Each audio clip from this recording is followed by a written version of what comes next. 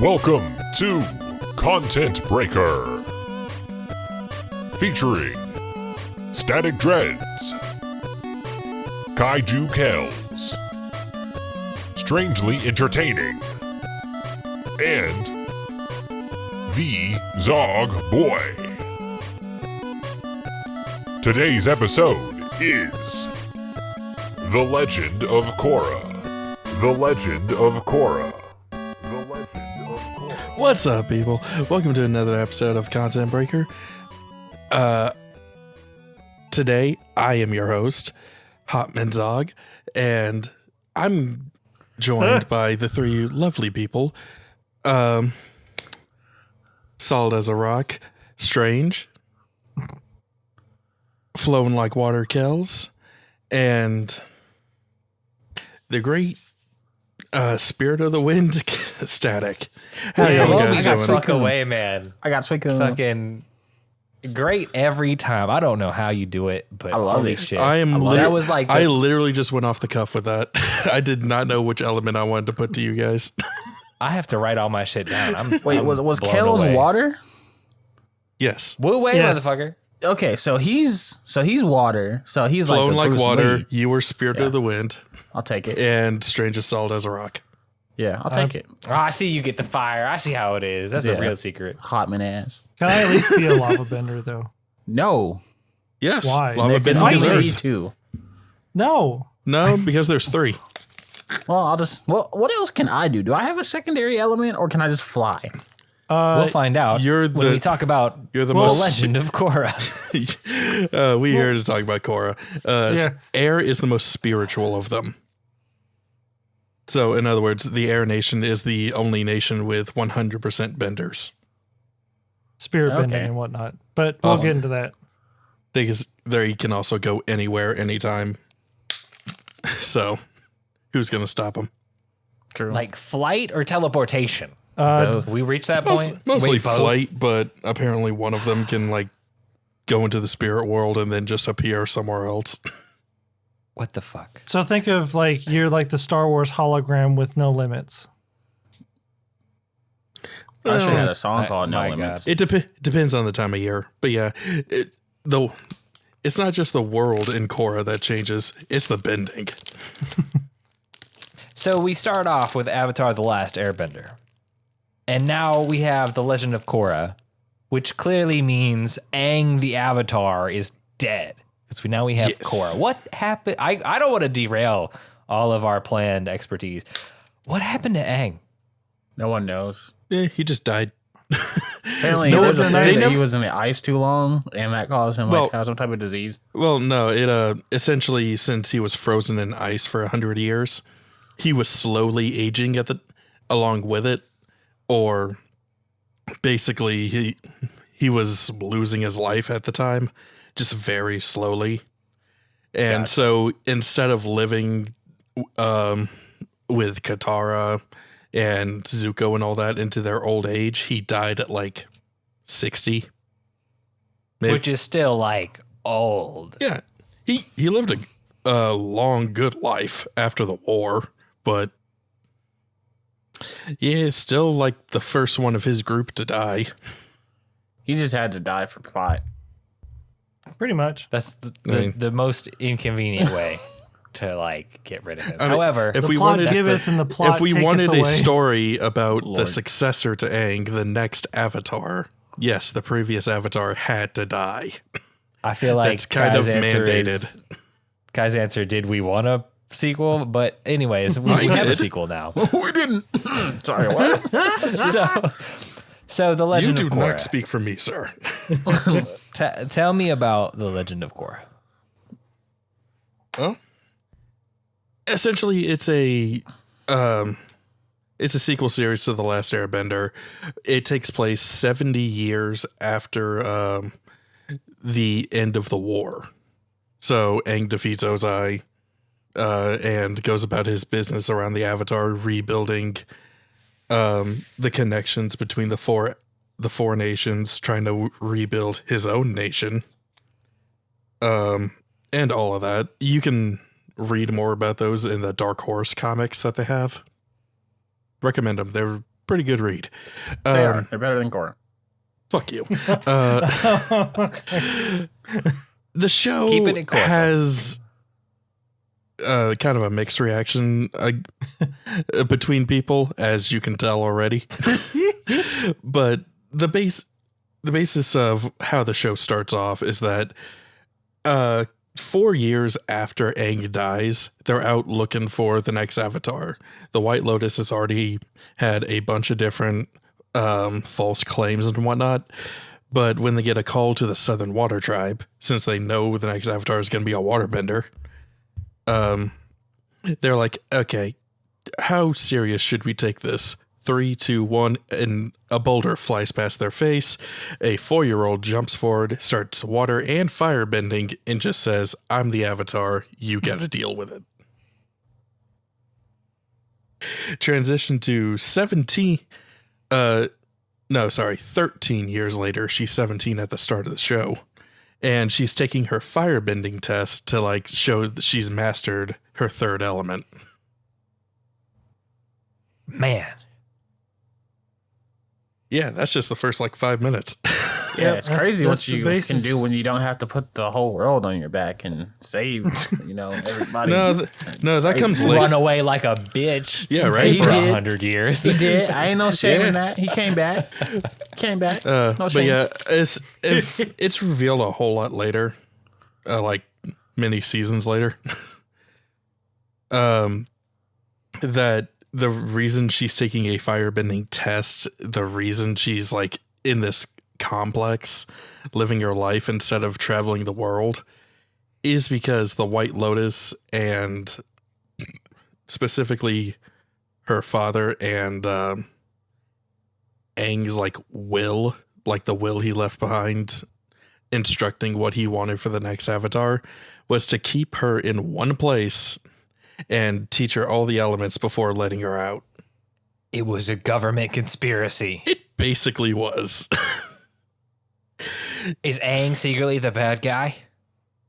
Well, Or does he become more gray as it goes on? I ain't gonna do nothing fair- wrong. Neither did Aaron. It's God fucking damn it, Kai. Leaving that one alone for now. It depends on who you ask. I mean, one man's hero is another man's tyrant, so it all depends on who you ask and what details you have. But there are definitely some questionable things revealed about Aang later that I'm just like, I can see why he did this. I still think it's dumb. Like what? I don't know. I don't really remember a whole lot about. No, there I'm being, just like, legitimately curious. I can't think of I'm curious to what you're like referring to. Aang said to tie the next avatar down and murder her. I don't remember that part. I don't remember that part. Yeah, man, we It's- got to keep cycling the tribes, man, until we get a fire one that can ruin everything Yeah. again. Turns out we got to start Yeah. over. It was an earthbender this time around. Yeah, fire's But yeah, two more. No, Yeah, I'm two more. also referring to the idea that he just like ignored 2 of his kids because they weren't airbenders.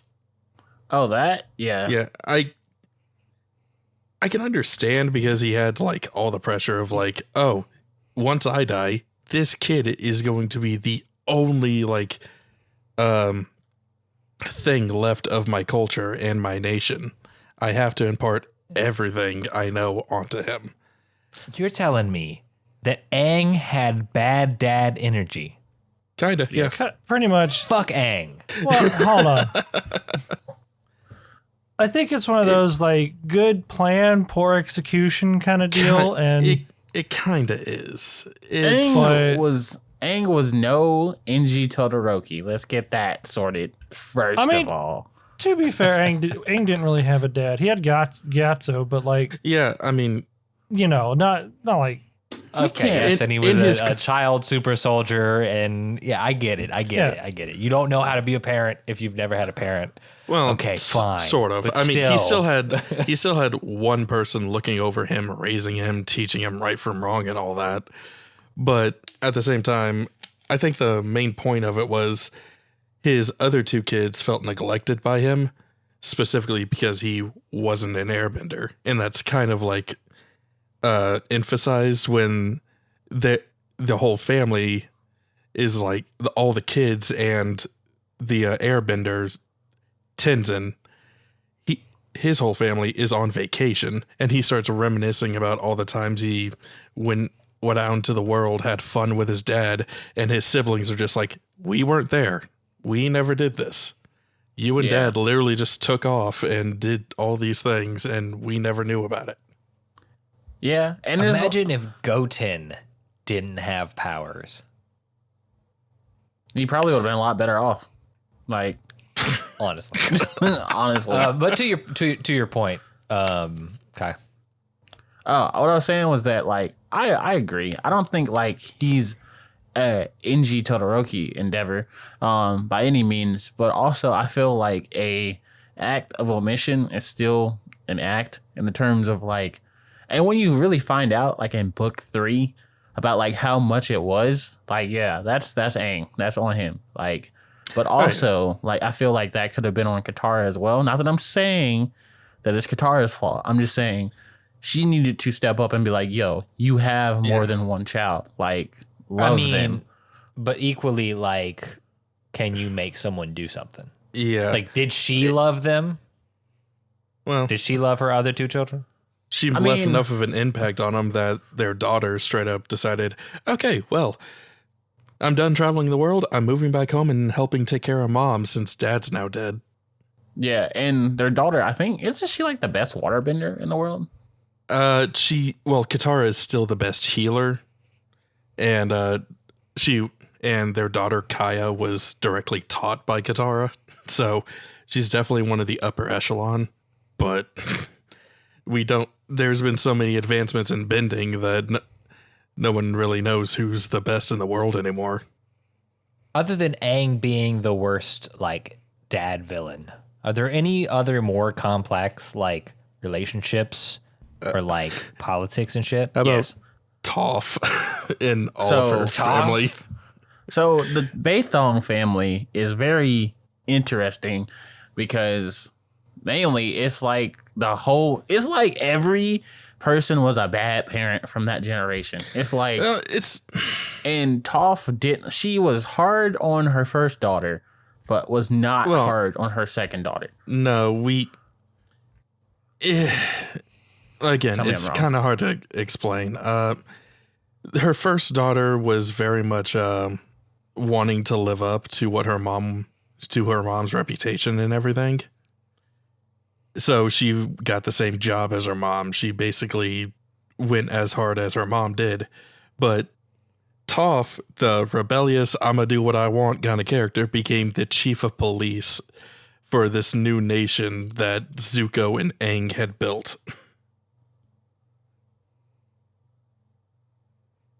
So who let her be a cop? Right? That's what I'm thinking. Like, who thought this was a good idea? Exactly. That's what I'm trying to tell you. Like, there's a lot of weird choices, but at the same time, I'm like, the version of these characters we knew were like 14 at the oldest. Zuko, ironically, turned out to be, in my opinion, the only good parent. But when you come from horrible parents, you're like, yeah, no, I want to there's only one way to go from here. Like, because I ain't saying his mom was also kind of horrible, but I'm saying his mom was also kind of horrible, in my opinion. No, Mother Duck will do anything to protect her children. So, like, you know. She didn't do anything. She left. No, she did do something, but that something also involved leaving. Do you not know? Rip. I know what she did. She still got. All I'm gonna say is read the comics. I did. Wait, Strange, did you read the comics? I know things. So you know she's horrible. Okay, stop. Anyways, Korra. Yeah, we're sticking with this one for now. If you want another podcast about the comics, let us know in the comments. Anyway. If this ever gets posted anywhere with comments. Yeah, I'm sure there's somewhere. But yeah, so these characters were like 14 to 16, 12 to 16, whatever. So they're obviously going to be completely different people by the time they have kids. And since all of their responsibilities basically came around Aang, whose major responsibility was save the world. Yeah, I can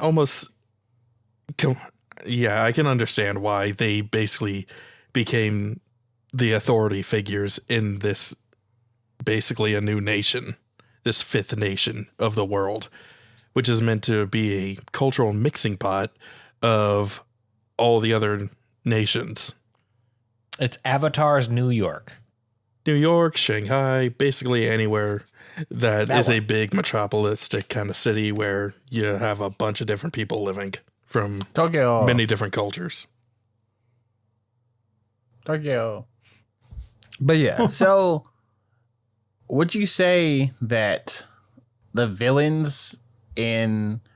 how would you rank the villains in Korra? Would you say that they were a caliber? Because I feel like in the first series, like The Last Airbender, we only had like overarching villains, like, because everything kind of related back. Well, sort of. Everything did relate back to Ozai.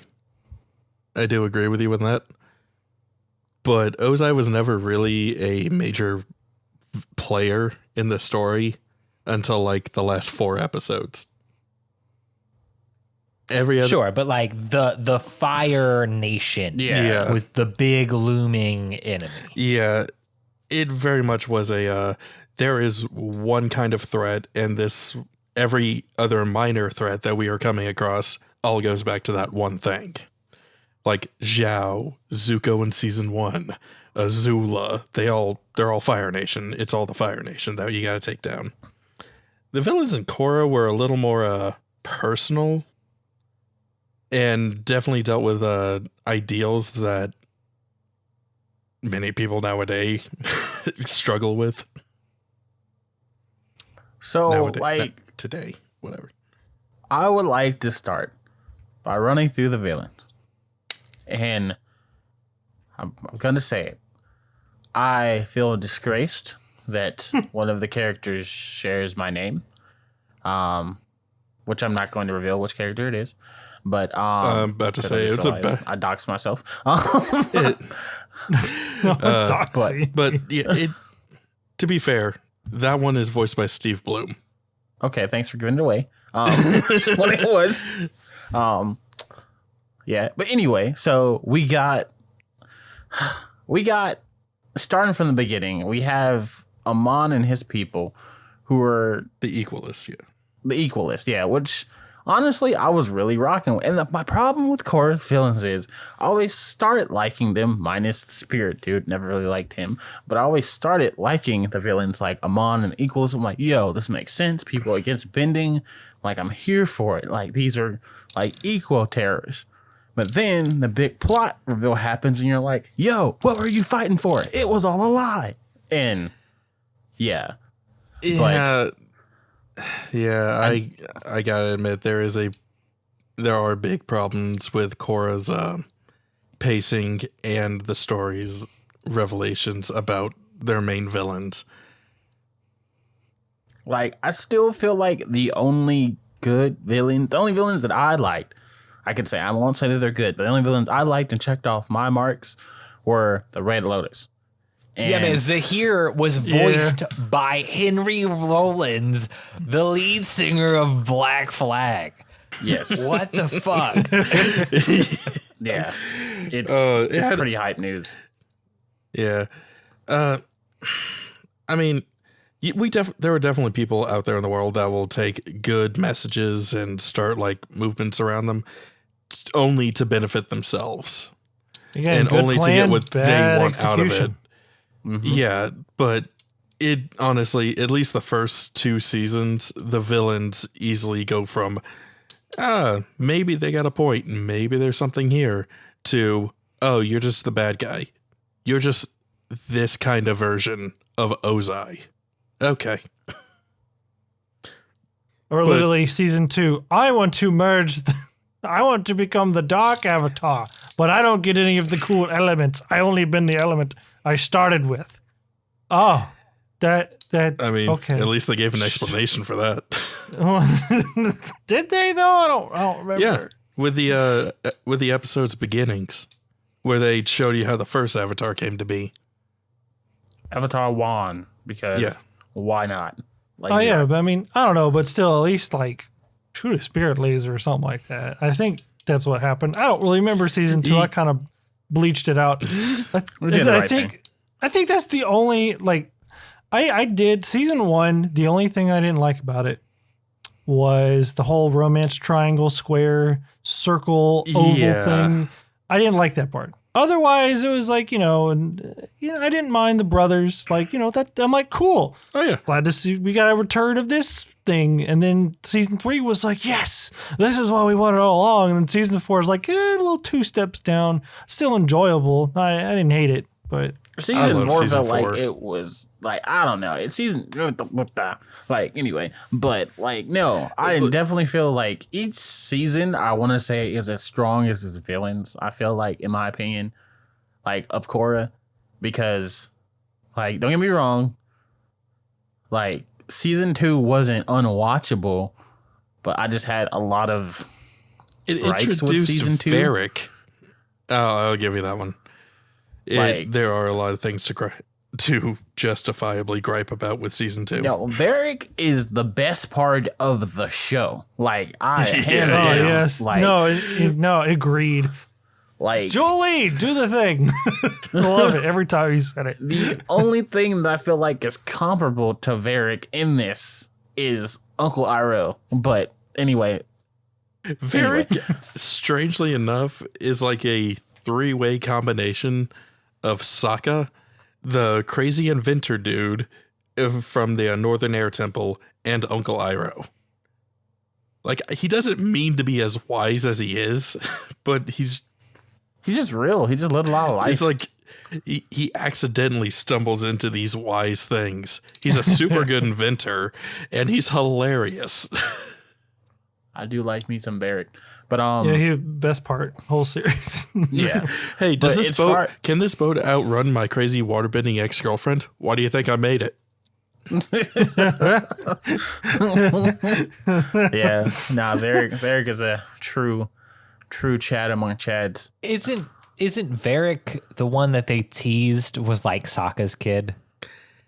There's a theory about that. I don't buy into it at all, especially since the only real connection between the two is that they're both from the Southern Water Tribe.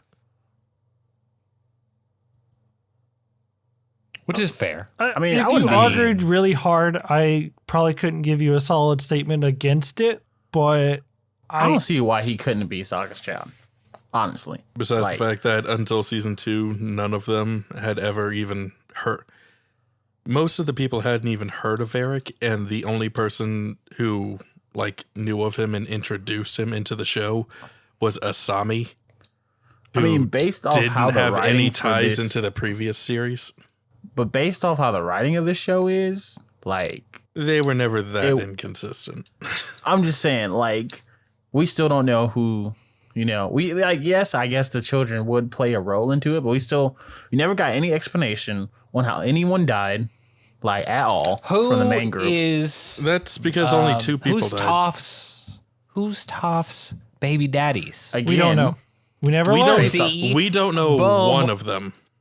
Unanswered. Wait, one of them? Yeah. It wasn't confirmed. Toph shows up in one of the later seasons, and the Earthbender who becomes a part of Korra's team Avatar. The Boulder. Oh, God. Sorry, that's weird. That's weird. Sorry. He's straight No. He straight up asks, hey, by the way, who's Lynn's dad? Lynn being her Toph's oldest daughter, who becomes chief of police. And she's like, oh, I forget the dude's name. But he's like, he was just this old inventor that, not that he was old, but old flame. But he was an inventor that she had a thing with. Again, read the comics if you want to know more specifics. I want to know now. I just still don't know. No, it's not in Korra. It's a lot to go into. But anyway. But the other child is the unanswered question. We don't know if Sokka's not his dad. Anyways, keeping it rolling. Yes, now I agree. Based on the writing, you could tell me that a nuke was buried under Republic City that would explode the second Korra died, and I'd be like, yeah, fits. Tell me about the bigger cast members that have their own stories. Okay. So the greatest cast consists of a ferret that never really showed. What happened to Bolin's ferret? Did it die? Paku? No, Paku, Paku was always with him. Yeah. The only time it wasn't with Bolin, it was with Naga, Korra's polar bear dog. What? Yes, a polar bear dog. Mm-hmm.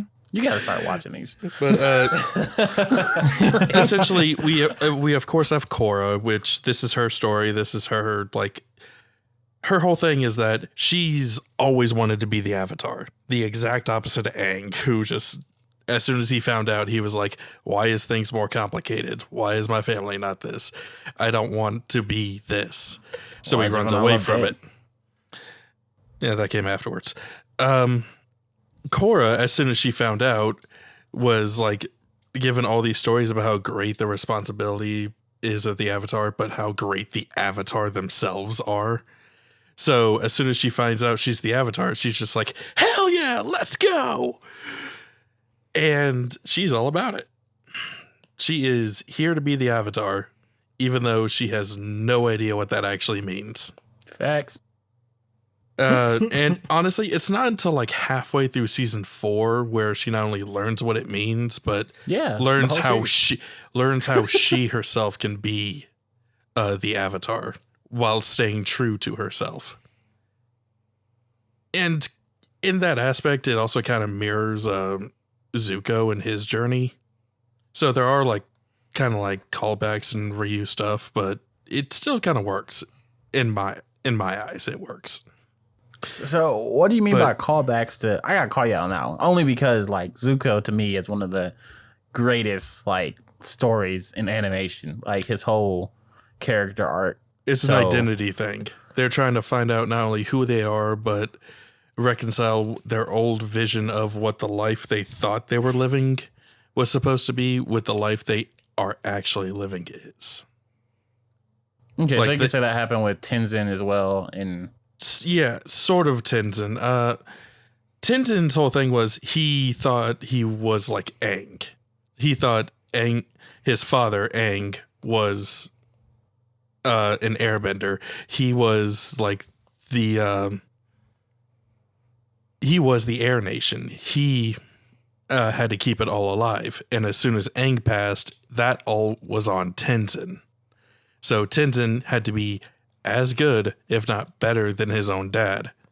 And since he basically worshipped him as not only his father, but a hero, he basically put so much pressure on himself that he could never live up to. So until he got into the spirit world and got confronted by an image of his own father telling him, you are not me. He himself had a bit of an identity crisis. That happens with a lot of the characters in Korra, is finding their own, like, reconciling old pain and finding their own place and whatnot. Yeah. Like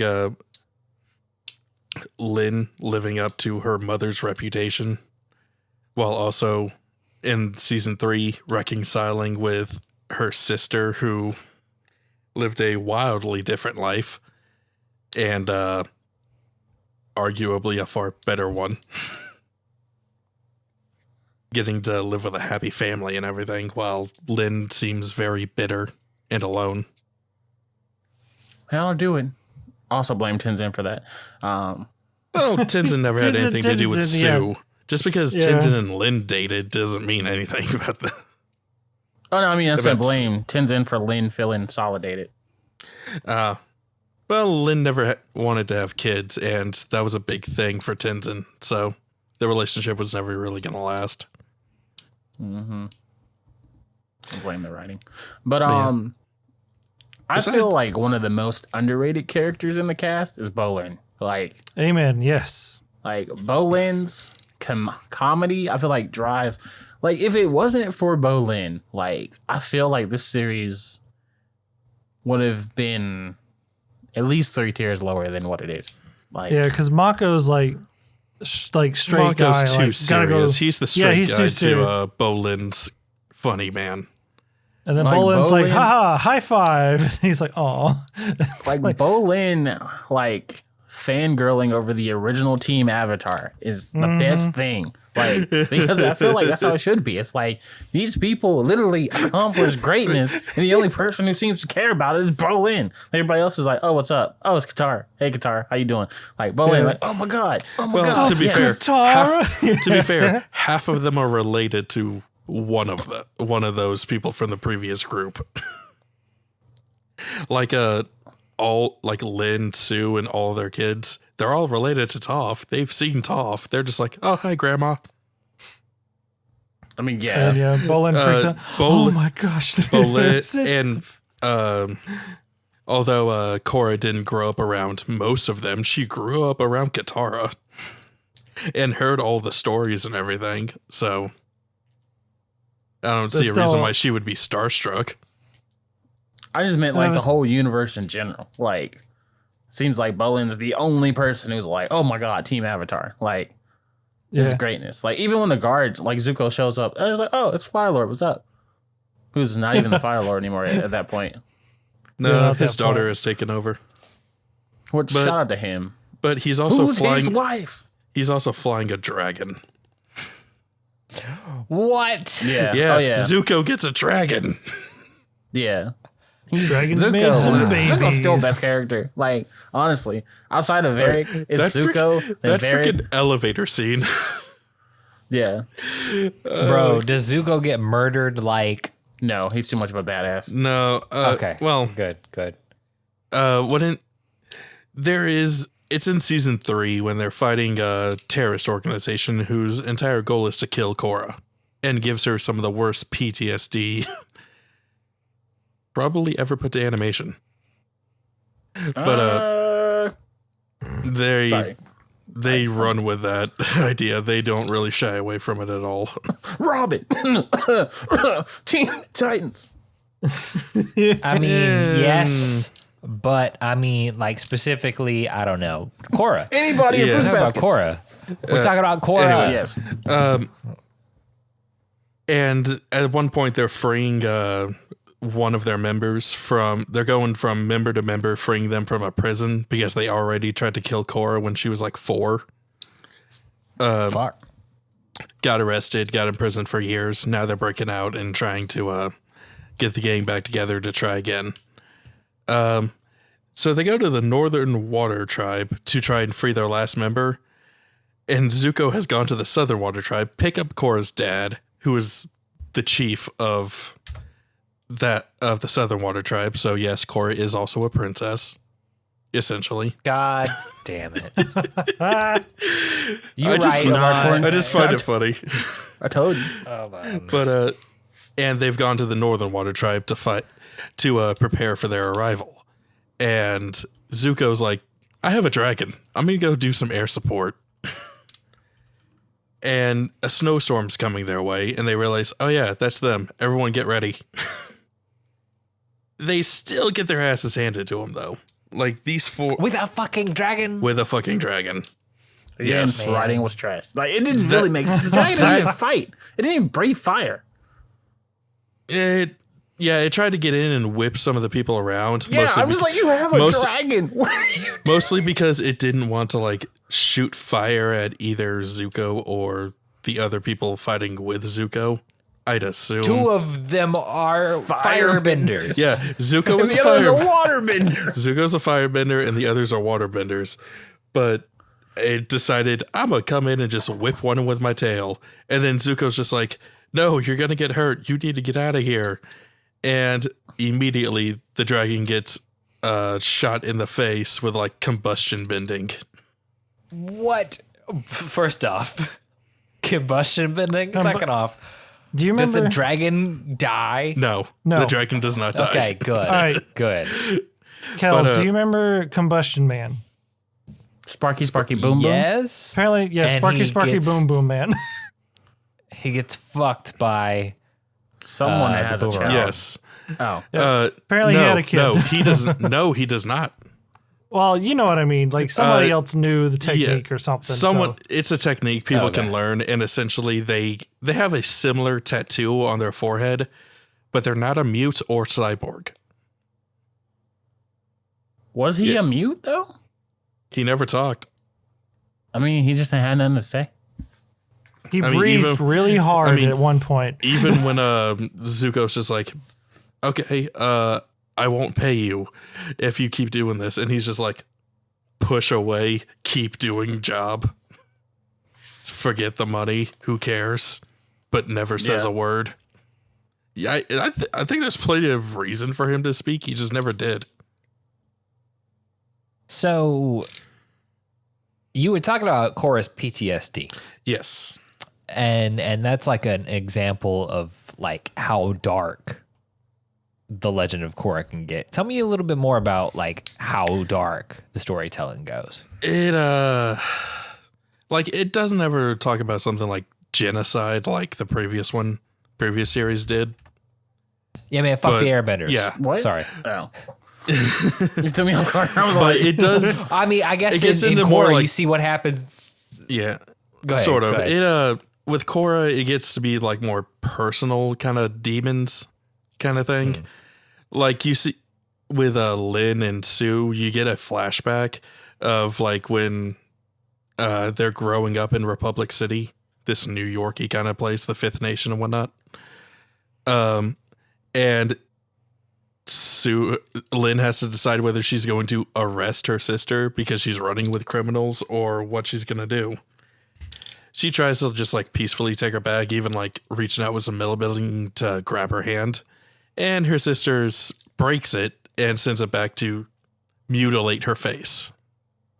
What? It turns out to be an accident and it's just like the tension of the thing breaking. But yeah, she's straight up lashed out and broke and mutilated Lin's face. and she never apologized. Nope. Nope. Not And once. basically, even in season 3, when Sue is introduced and you start learning about all this shit, that's when they're just like, okay, well, now time to throw hands with my sister. So it touches on stuff like that, basically domestic abuse and different things like that, without actually calling it what it is. Asami's dad was a Nazi. Yeah, Sami's dad joined the Equalists and was basically a Nazi, yes. And went to prison for and- life. On. And also tried to kill his own daughter. Yep. I mean, but who hasn't in animation, to be honest? Well, Commissioner Gordon. Well, sorry. Actually, I thought about on that that- killing joke. on and that- got messed up for a second. Actually, on that Yeah. note, J.K. Simmons voices Tenzin. So, oh, yeah. think, One, Mark. one of the Think. most, yep, exactly that. He's gone from one of the most peaceful and Think, non-confrontational Korra, kinds. think. Can you really be the Avatar without all 4 elements? We have a responsibility. Oh my Balance, Korra. But god. I need him to voice shit. all of this. Just like pick up half of these lines that they have in the memes and just do a quick voiceover. I know another. What a fucking world.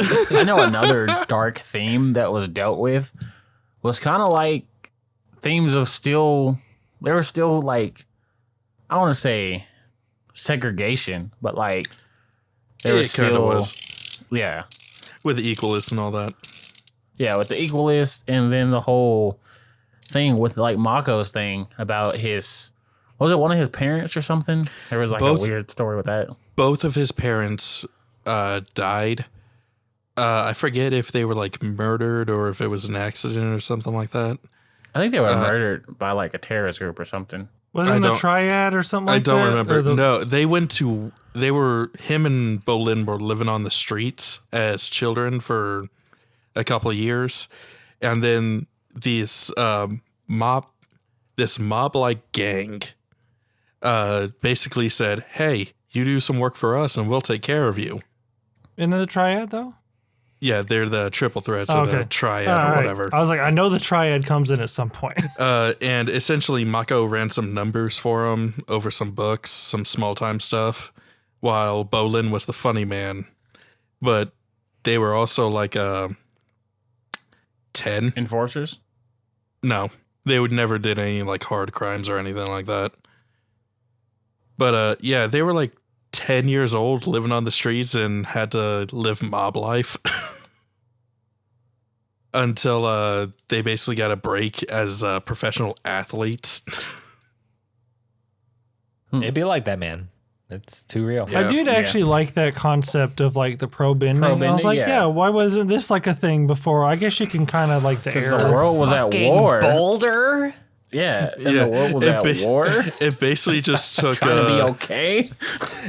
Look, it man, basically look. just took the underground earthbending fights and said, let's add fire and water and make this legit. Well, I mean, you had the whole the air ball thing in the temple. So I guess. Yeah, but there's only That kinda 5 counts. living airbenders. I mean, look. 4 or 5. So I don't really, and most of them are just like non-violent, we do nothing kind of do nothing but meditate and just be spiritual kind of people. So I really doubt they'd get into the whole thing. Till Korra came along. Korra was very much I just want to fight people in the early stages of the show. Yeah, too bad there wasn't much of a war happening though. Yeah. The only thing I can say, the only other thing I kind of wish like they did more was, and I guess they kind of did this later, but like have more of like what was happening outside of Republic City. Like I know Republic City is like a cool setting. I just wish I knew more of like, because you're the Avatar. You're supposed to go all over the world and solve everybody's problems, that kind of thing. I don't know. That's just me. Well- I'm not like complaining. I'm just saying I wish there was a little bit more of that. I would like that. Yeah, I would like Yeah. more questing. Another big problem of it is that a lot of their runtime got like cut. Like instead of having 20 episodes per season, the first season was 13 episodes. And they were originally told they were going to have another season, at least one more. But then when production got started, they were told, nope, you get 12 episode miniseries. That's about it. And then when that season 1 did great, they were like, okay, cool. Here's your season 2. We didn't plan for a season 2. Oh, shit. Well, Well, time to get to work. How long do we have to get everything going? We want to be in production like tomorrow. And that's So- how we got the current Avatar universe. That's They're how like, we did season this 2. once. We're doing it again. That's how season 2 ran through. Well, with the first series, The Last Airbender, they pitched. Normally, the pitch is like 5 minutes to convince the execs. These guys talked for like 2 hours, and they were asked how much longer and how much more material they had to go through, and they were like, "Oh, we can go for another 3 hours." And the execs just stopped them right there and said, you had us hooked on minute 5. You can have 3 seasons. And odds are you're going to get a lot more out of us. Yeah. Nah, factual. So when they're doing this, when they're doing like, we're cutting your budget, we're doing this stuff, we're doing that. By the way, it's not really doing good on TV, so we're really just only going to show it online. And we're not going to tell anybody about it. That did happen. They put 4 seasons out in 2 years. It was really weird. It was so weird. The production really screwed over the show. But there was but, I mean, the show still has its moments, right? Yeah. Oh, It yeah. had some standout moments for me. Which one of the bigger ones I feel like was definitely like the Red Lotus fights. Like I really enjoyed those, seeing the new, because it felt like, like there's more Toffs in the world. Like there's more people pushing bending. Yeah, like we had lava bending, combustion bending. Combustion bending, an armless water bender. Yeah. That was actually pretty cool. Like, She was. Sorry. Oh yeah. Sorry. I don't know what's the matter with me. No, Why did I laugh? no, you're right. It also honestly, led to one like, of Bolin's best moments ever. I honestly was quite surprised when that talking about the armless water girl, like waterbender. I was like, oh gosh, I didn't think you could. Oh, okay. I didn't think you could show that. Cool. Yeah, no, it was really dope. Oh. That was like and then when Zahira's just like, I can fly. I was like, Oh yeah, okay. Gotta explain real quick. So people have the context. Thank you. At the end of season 2, I hate you. at the end of season 2, there are portals to the spirit world that are opened up, and it allows spirits to roam through the world intentionally. Yes. Essentially, by doing this, the avatar never has to be the bridge between the spirit and the physical world. Well, I mean, they are allowed to course, commingle in all of that, but they still have to like keep balance and bring peace and whatnot. But by doing this, with the air nomads and airbending being the most spiritual of the bending arts, it allowed for people to awaken airbending. So people who had never been benders before just started gaining the ability to bend an element that has not been bent by someone not related to an avatar in over 100 years. So yeah, a bit of chaos ensued on that. And one of the terrorists that we were talking about earlier, the Red Lotus, he gains airbending. He's also... There's your airball team. Yeah, right. And ironically, he's one of the most spiritually connected people in the entire franchise. Even though he was a psychopathic murderer. And he's all about anarchy, destroy the establishment. There is a government, therefore it is evil. Facts. And he kills the Earth Queen. And basically... With the air cycle airbending. ball. Yeah. That's actually Monk Yahtzee. he literally... thing. He literally takes forms an air ball, a tornado essentially, around someone's head and sucks the air out of their lungs. It is horrific. Bro, that's like using the Rasengan to kill somebody. Yeah. You can see it if you look. If it loads in the chat, yeah. Oh my god. Yeah, they don't really... What the fuck happened to the Earth Queen? She did. She did. But yeah, that moment basically... of course, after he destroys the establishment, what comes next but a stricter and stronger establishment that basically says, hey, either get with the regime or get dead. It was Bro, I wild. miss Boomy. Well, thing about that is... Aang names his first son Boomy. Yep. But his And first his son appearance turns out in to be a season one is- non-bender until season 3. Well, let's say his appearance in season 1 is one of the best. Like, oh look, here comes the Earth General Boomy, and he's like, yeah. It's just like, oh my gosh, it's Here Boomy. comes the United Nations first General Boomy. Hi. Yes. Just screams to high heaven, claps. It's just like, ready to kick some ass. And Boomy actually becomes their airbender as well when the portal opens. Yes. Yes, That's another moment I really enjoyed. Like Boomy, like awakening his bending. That was actually kind of nice. Yeah. It's a nice little contrast too between like season 2 when he's talking to his dad's statue, basically saying, I'm sorry I couldn't be what you wanted me to be, but I still think I turned out pretty good. Which he did. He turned out better than He turned out better than most of them. I'm still mad that like only Zahir, or sorry, not Zahir, only Tenzin got a moment with Aang when I feel like his other kids needed it more. That's another thing that bothered me about the writing. I'm like, why did the Chow who didn't need this get it? All 3 of them needed it. Right. No, it's very much true.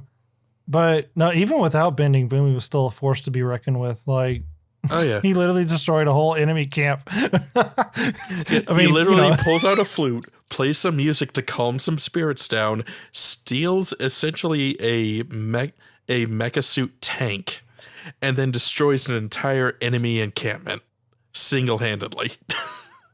Ooh, another standout moment that is bad is when Korra let the whole Avatar cycle be destroyed. We don't know if it was or not. No, What do you mean? We saw it happen. No.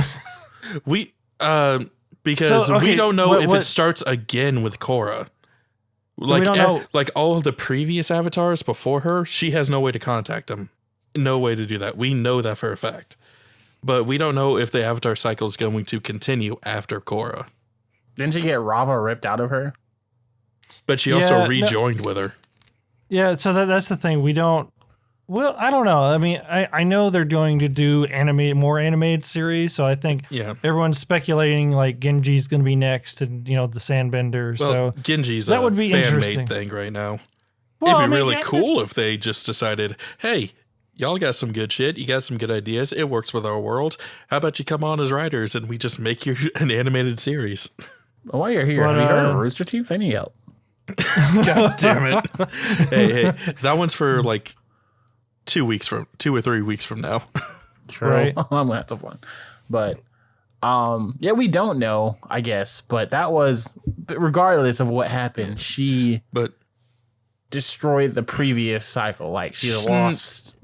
Just because it happened on her watch doesn't mean she's responsible for it. That was the whole. Her uncle turns out to be waterbending Ozai, and joins with evil dark spirit to become dark version of Avatar, and rips out Avatar spirit from Korra just to annihilate it.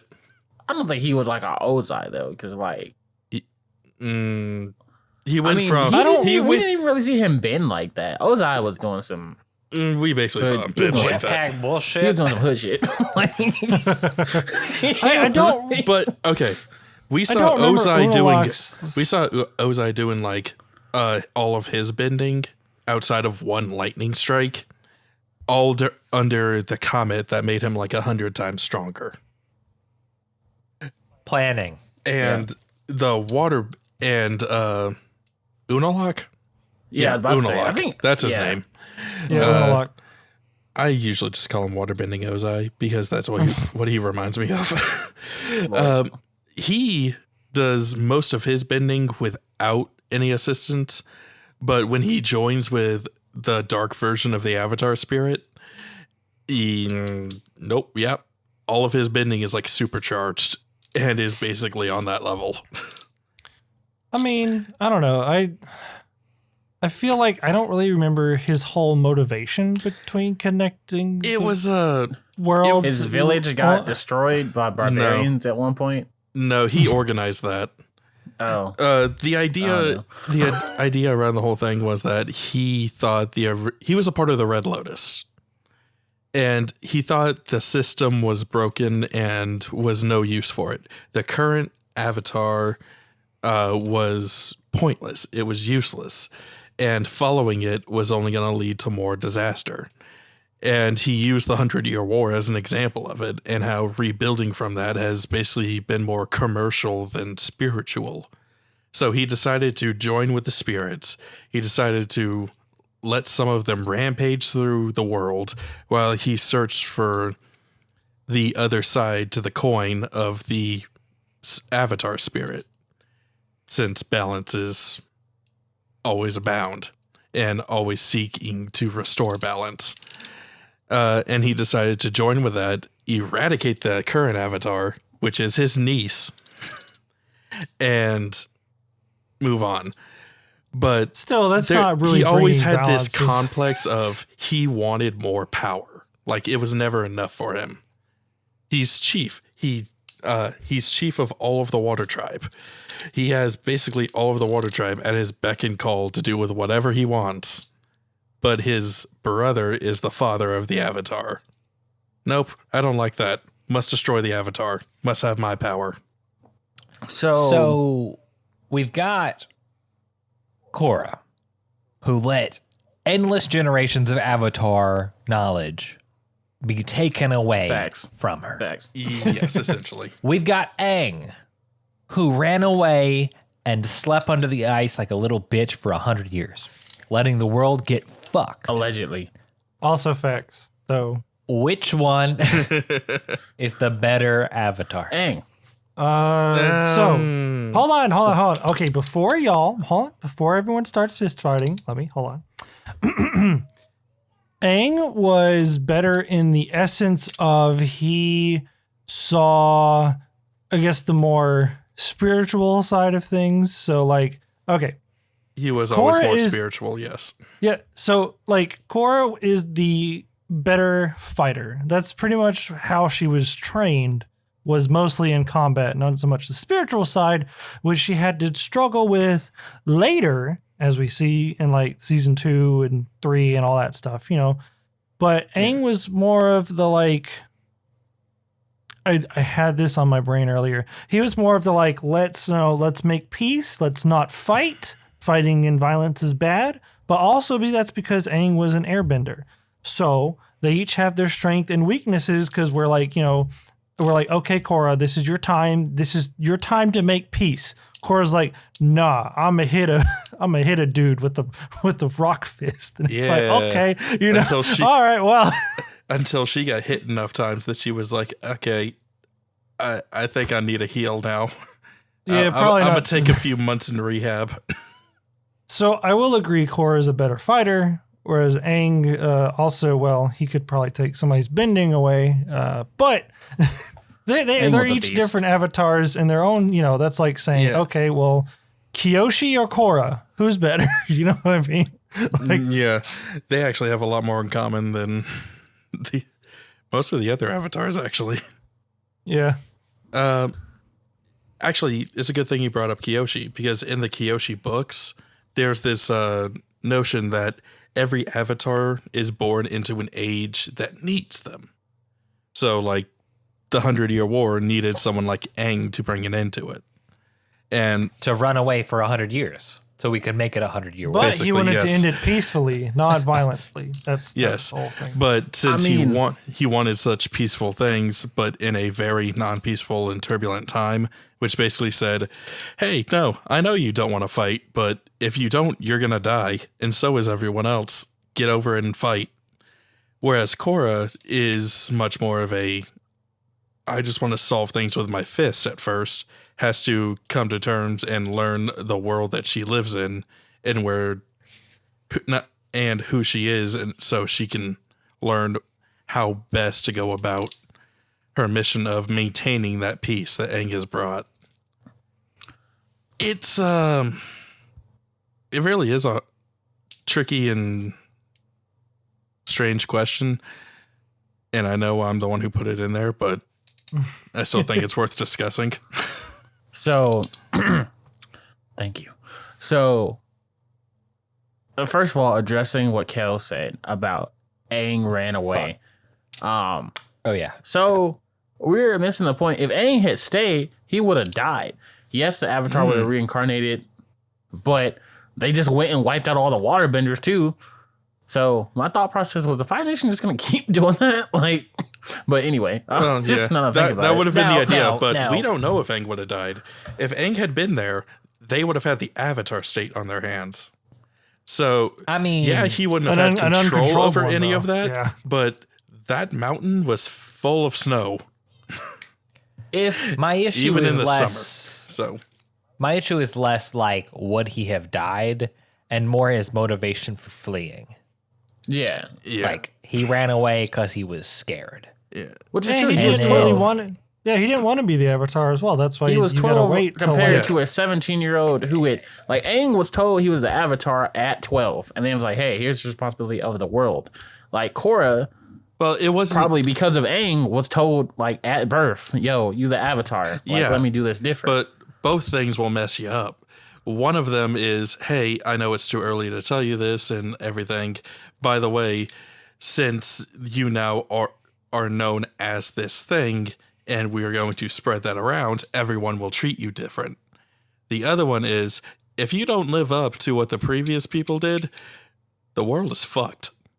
So get good, scrub. True. But answering the question, I guess, which is the thing to appreciate about like the peril of being the Avatar. yeah, Like, not that one is necessarily better than the other. I think like a lot of the problems with one versus the other is simply all of the other stuff around them. Like all of the production hindrances, the story, like the plot and the storytelling application could have been better from one to another. see, But I mean, I guess like go ahead. no, you good. Go ahead. I mean, like keeping it moving. Like the question is, like with the new Avatar, we've saved the world from the 100-Year War, like the only peril we've ever known. We've now got Korra, who's got like a different set of circumstances because we know what an Avatar is now. Well, Like, does the Avatar still matter? Like, does Korra matter? okay, so Or like the one after Korra, okay, if that is even a thing. okay. So I'm just gonna circle back right quick to the previous thing. So Yeah. the reason I would say Aang is the better Avatar is if I'm looking at it like an essay question, what is an Avatar? Which is a manifestation of a deity or released soul in bodily form on Earth and an incarnate divine teacher. And in that, based on that definition, I would have to give it to Aang based off like what Strange just said earlier about the spiritual quality. Yes, Korra learned that, but Aang made that a foundation. Was it right necessarily? I wouldn't say, but also bridging off Zog's answer of an Avatar is born to a time when they're needed. Which brings me to this statement that I would say, yes, Korra is needed because there is a new, like what we got going on now is we have like the spirit gate is open.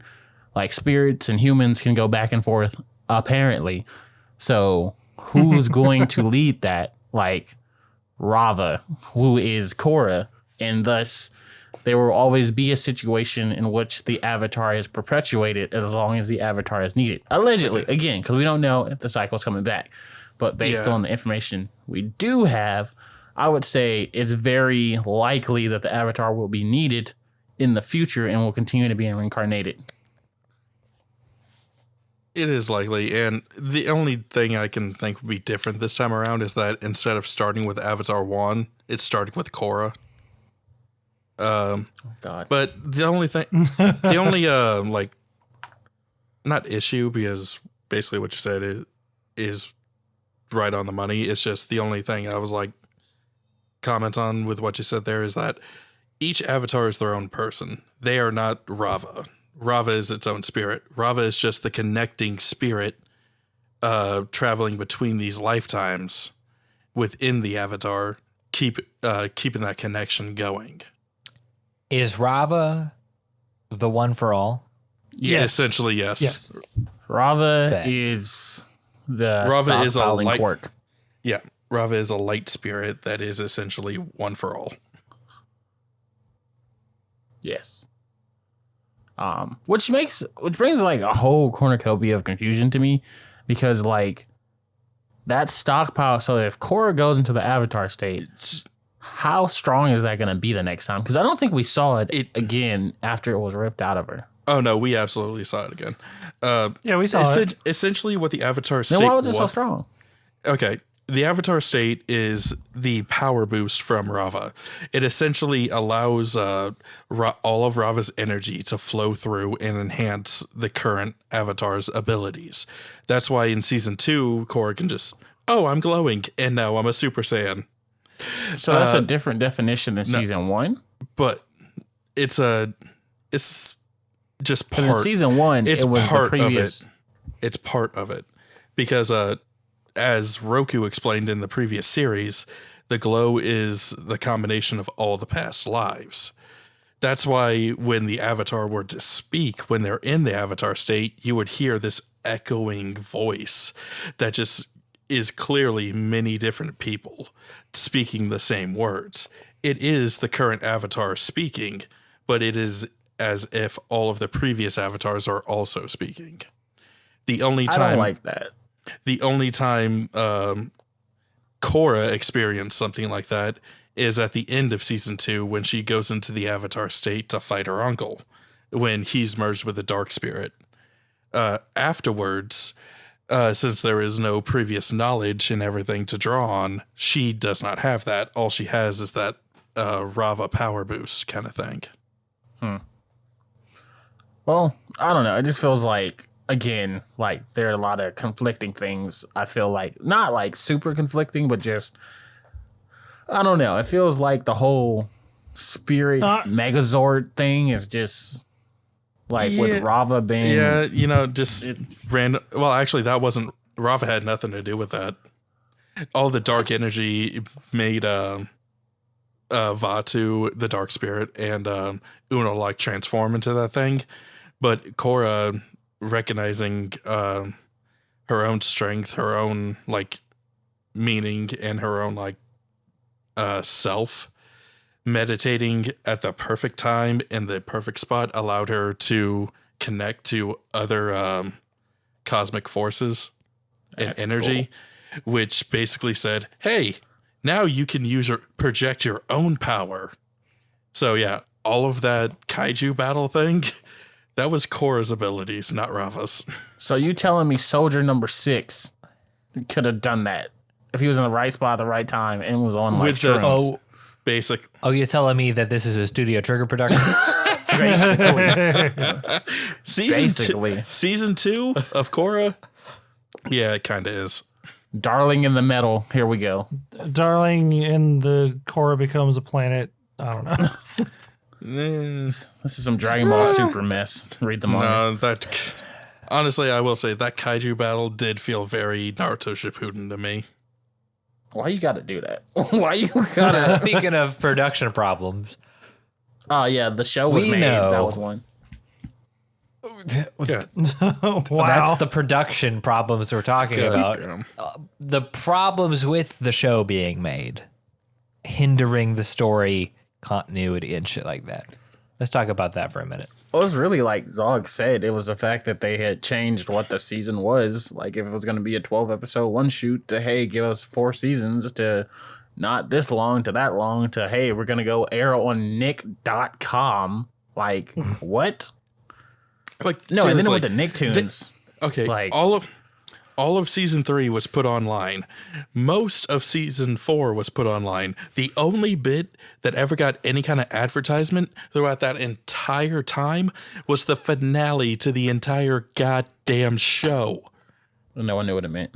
And literally, if you were just watching Nickelodeon at that time, you hadn't seen Korra in at least a year and a half. So its finale, its last 3 episodes just randomly coming on TV was so weird. Yeah. Hell, the Spanish version of Korra for the premiere of season 3 was put online like weeks before it was actually supposed to premiere. And they did nothing about it because they thought, oh, hey, no one likes to read subtitles. I love subtitles. They give me strength. That's tragic, though.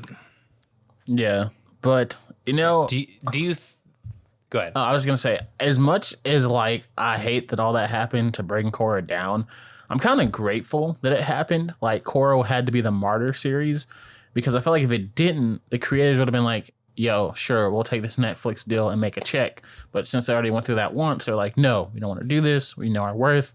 We want to go somewhere else. Thus, we went to Paramount Plus, and now we have the Avaverse. Yeah, but Shyamalan's Last Airbender came out before Korra. We already had that shit. They didn't create it. You mean the best Avatar movie? Get the fuck Avatar, out my chat. In the Avatar cinematic universe, where we have blue aliens and M. Night Shyamalan having white people play every character. I mean, statistically, we're in a bad way already. I'd rather take a Michael Bay version. Where they all just blow up. You know what? That would be lit. All of you can get the fuck out of my chat. Look at the water. Boom. The war ended. At least you know the firebending would have been on point with the explosion. Witwicky. Sam Witwicky. You are the Avatar. Suki. You have to jump. Man, The reason I hate Korra is because Suki's not in the discussion.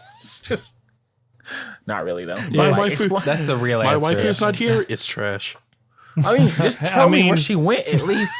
She Right? wasn't even in the picture. She wasn't even in the picture. Figuratively and literally.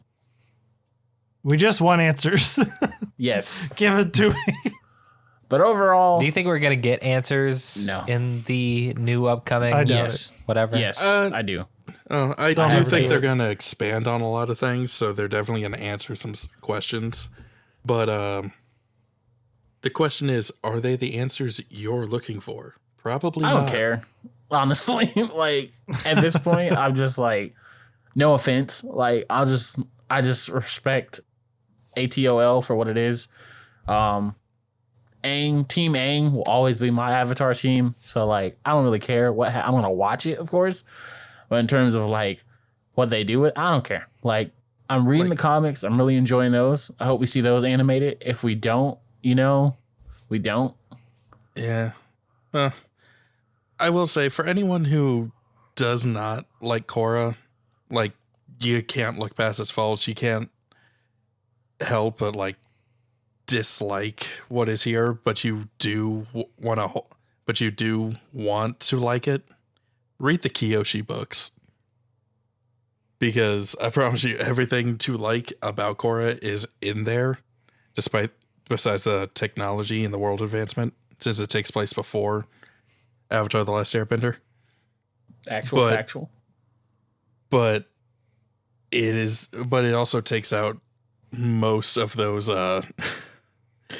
problems that people have. No, I agree. So, boys, men, kings, final thoughts on Korra. Zog, what do you think?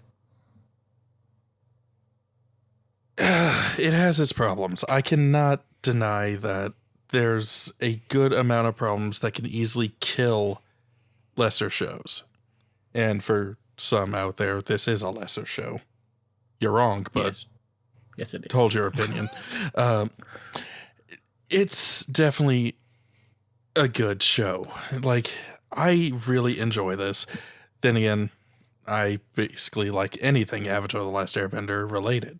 So, except for the Shyamalan You are aware movie. of your prejudice, so Except for the Shyamalan movie.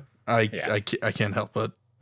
Wait, No, if you there, see was it like a, that, there was a movie? everywhere. There was I don't remember that, honestly. I think You're right. That was the greatest earthbending I've ever seen. Like 8 people do. Well, thank y'all for joining us. Check out our other show. But no, in all seriousness, it's a good show. I definitely recommend everyone check it out, whether you love the previous one or not. But I also recognize it's not for everybody, and no one's gonna really care about it like I do. It's always gonna be different. So yeah, I say check it out, but you do you. yeah, like I think it's definitely worth giving it a look if you are a fan. It definitely has its flaws, just remember that, but overall it has great moments, and I give it a slight recommendation. That's from me. Very slight. For me, it is what it is. Look, man, if you just want to rip my heart out, just go ahead and do it. No, I mean, like seriously, it's like you've been going I'm back gonna and tell forth you, the whole like, time already, so just do it. I'm glad I watched it, honestly, but I will probably never watch it again. I might watch scenes from it, but as far as a complete watch through, I don't think I could do that again. I definitely got to give it credit. Like, I really like what it was. I really like seeing a strong female protagonist there, and I like seeing the world, and I like seeing like just like the adverse times they had to come through. I really just wish that a lot more. I feel like it's just 'cause I had so high expectations for it. Is why I was so let down. Like, if I didn't care, I'd be like, yeah, sure, let's go. Like, freaking, like, it just had so much to live up to, which I feel like is the problem. I'm comparing it to its predecessor, which you're always going to do, unfortunately, with something like that. But in the grand scheme of things, I've seen worse stuff. Like, so I would say if you haven't seen it, watch it at least once. Otherwise, you can't say anything about it. But definitely, I'm choosing the prequel like any day of the week. Twice on Sundays. Honestly, you're probably one of the biggest Korra, not necessarily haters, but that's the best word I have for this. That's fair. That I know of. And the fact that you said you would rewatch clips of the show is basically a victory for me. I'm taking that. Yeah, I rewatch clips sometimes. Like I gotta see, like my boys like get it in with the Red Lotus, but like, and I love laughing at the metal cannon in season 4. It makes me feel good. I might do a side-by-side comparison between Darling in the Franxx and that now that Kelz has brought that to my attention. I'm sorry. So, yeah, Kelz, you didn't even watch it. I don't know why I'm asking you, but like... I mean, So, I appreciate that there's an attempt at a sequel.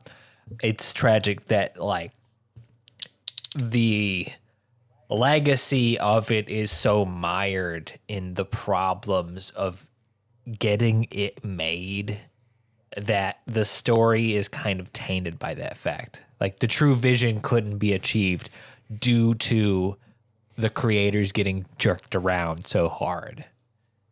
I mean, Yeah, for those who have seen season 1, just imagine season 1 basically stretched out by at least another 12 episodes before moving on to more worldly things. I don't know if that is the idea they were originally going for, but I do know that they originally wanted to expand more on season 1 until they were told, no, it's a miniseries now. You get 12 episodes. We'll go to a different timeline where that happened and see what the result was. Lord. As long as you don't go to a different podcast and you stay here with Content Breaker, because we will be delivering more epic podcasts about epic or non-epic like this topics. So you can catch this product and the other products. I mean, I think this Spotify. is the longest podcast we've ever done. So think I'd so say as this well. topic was pretty epic. It's up there. Yeah, it's up there. But Kelz, you just do it so well. They throw off my groove. Oh, so. shit. You can catch Content Breaker on all of your podcatchers. We're talking Spotify, iTunes, Amazon Podcast, whichever podcatcher you prefer, at Content Breaker, or on Twitter, Instagram, and the like, at Content Breaker as well, with various, underscores, dashes, whatever the fuck it's gotta be. You can catch the other product too at Your Typical Shonen Protagonist on all your podcatchers as well, or at Twitter at Your TSP. That's URTSP. Boys, y'all have stuff y'all want to plug too? Yes, Fruits Baskets. You can find it my on Crunchyroll, on Funimation. That's all I have to say. We're coming up to the ending, man. Yes. Get on the wagon now. Watch it. Yeah, man. I probably Strange. would have watched it if you invited me to the YTSP crossover. But anyways, you can find me at Strangely Entertaining on the Twitterverse and also on the YouTube. Don't really have any new videos up right now in this moment because my computer is at the computer doctor, and hopefully I will get that back tomorrow. Maybe we'll see. Gang, gang. All right, I'm tired. And we'll catch y'all next week for more Content Breaker bullshit. Bye.